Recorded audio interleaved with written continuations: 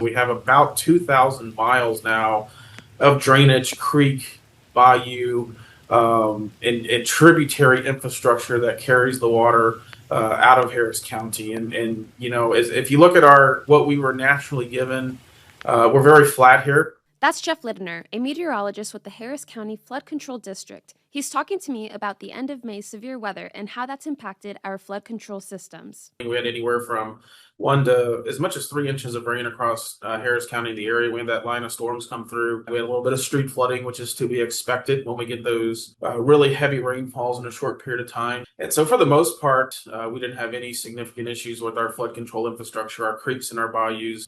Our position by the Gulf, flat land, and clay based soil explains why Houston is so prone to flooding. When we start talking about the types of rains we get down here on the Gulf Coast to other places, it's almost mind-boggling to a lot of folks of how much water can fall from the sky here in a very short period of time. And that's really the key to a lot of our flooding is how fast it rains. Tell me more about the flood control systems. What are they all consisted of? It sounds like there's different types. So the creeks and the bayous are our primary drainage system that remove all of our stormwater to Galveston Bay, Houston Ship Channel, and eventually to Galveston Bay. In addition to the natural creeks and the bayous that we were given, over time, as development has happened, we have added additional drainage infrastructure to help carry that water. The Harris County Flood Control District creates, implements, and maintains projects focused on reducing damages that come with flooding events.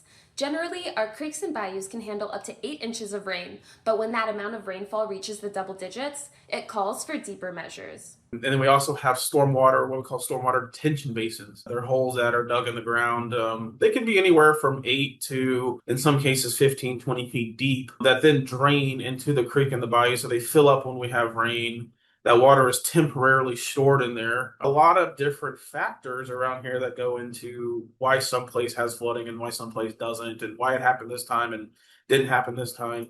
And which is why we recommend everybody to have flood insurance. And I think that's a really important key here.